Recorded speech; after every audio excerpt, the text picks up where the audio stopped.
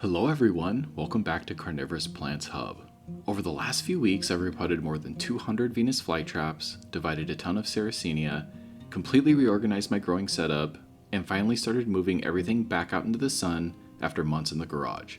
Honestly, it's been total chaos. So in this video, I'm going to show you the massive repotting project I've been working on, the process of walking all these plants back up in the growing season, and I also want to talk a little bit about where things are headed for the channel and the business moving forward. The repotting season has been absolutely insane. At this point, I'm well over 200 carnivorous plants repotted, and honestly, the amount of time, substrate, and patience it's taken has completely drained me over the last few weeks. It's gotten so bad that I'm literally seeing rhizomes and roots when I close my eyes. And the craziest part is you never know what you're going to get when you start. You think you're repotting one Venus flytrap, then you wash away the substrate, and suddenly that one plant turns into 7 divisions that all need their own pots. When you're only repotting 1 or 2 plants, that's the coolest feeling in the world. When you're on plant 150 and it splits into 7 more, you just kind of stare at it for a second, take a deep breath, and then keep going.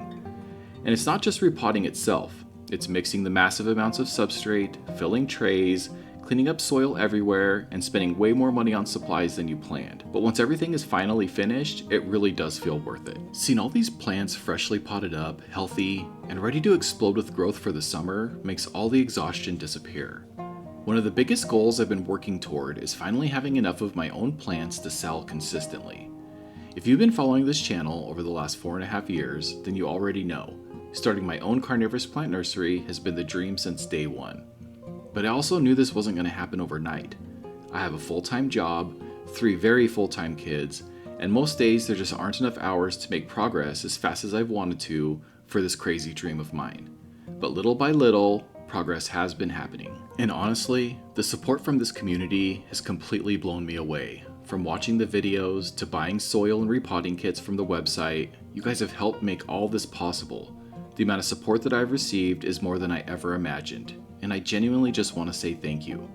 But over the last few months, things have gotten really interesting. I've met some incredibly knowledgeable growers, learned a ton of new information, and honestly, some of it completely challenges the commonly accepted ideas in the carnivorous plant world, especially when it comes to Venus flytrap dormancy. One of my biggest goals moving forward is to teach people how to successfully grow Venus flytraps indoors year-round. And the more I research, experiment, and talk with experienced growers, the more I'm starting to question whether dormancy is actually necessary at all. In fact, I've seen evidence that it may actually be slowing plants down long term. And yes, I know that statement alone is probably going to make some people very angry, but I've seen enough at this point that I really think this conversation needs to happen. I'm currently testing a lot of different indoor growing methods right now because my ultimate goal is simple. I want people to be able to buy a Venus flytrap and successfully grow it anywhere, on an office desk, a kitchen windowsill, or even under a grow light in a room that has no windows. Because for people like me living up here in North Idaho, our growing season is incredibly short. From about November until early May, my plants are basically dormant, which means almost half of the year there's little to no growth happening. And we are trying to grow enough plants to eventually sell. Losing half of the year makes scaling incredibly difficult. But if indoor growing without dormancy really works the way that I think it can, it could completely change the game. Even though I'd consider myself pretty experienced with growing carnivorous plants at this point, I'm still learning new things about them all the time. And honestly, that's one of the things I love most about this hobby. I've always tried to keep an open mind and be willing to change my perspective when new information and real-world results point me in a different direction. And lately, there have been some pretty major perspective shifts for me.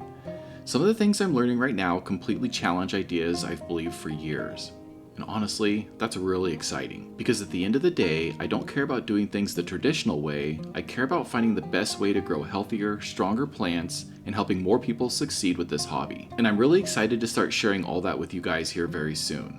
Alright, I think I've rambled enough about the future and all the crazy ideas I've been working on. Now let me show you the process of getting all these carnivorous plants out of the garage and finally back into the sun for the growing season.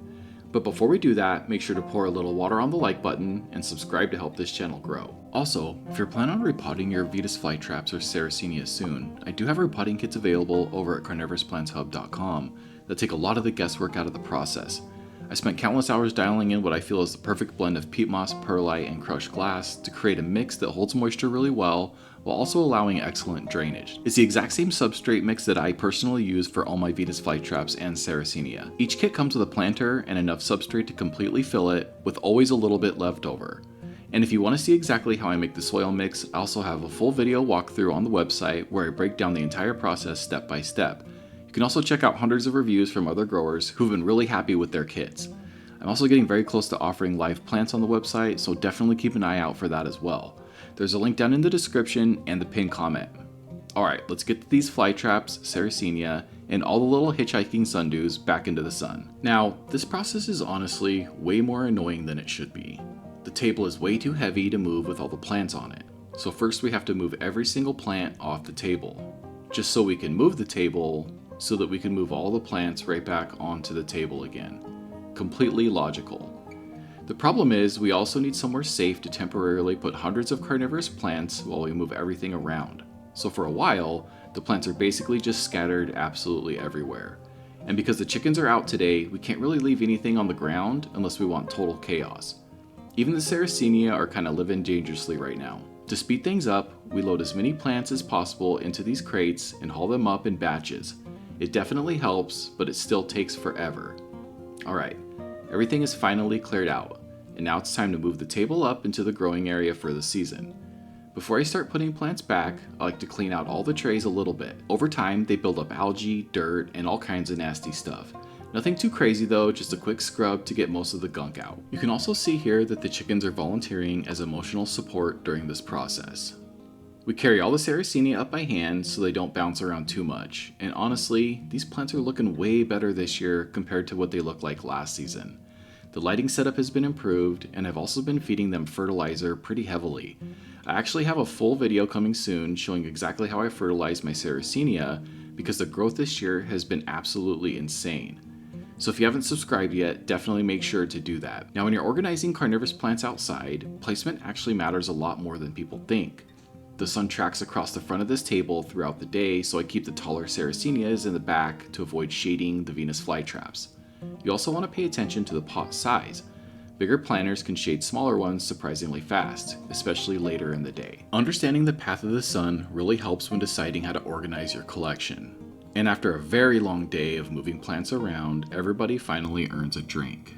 It's getting close to dark now, but I always make sure that the trays are topped off so the plants can hydrate overnight to prepare for the warm sun in the morning. One of the fastest ways to kill a Venus flytraps or Sarracenia is simply letting them dry out for too long. Now if temperatures are mild like they are now, somewhere in the 70s, letting the trays dry out for a day or two usually isn't a big deal. But once summer temperatures start pushing into the upper 80s and 90s, I personally don't let the trays dry out at all. All temperatures I'm mentioning are in Fahrenheit.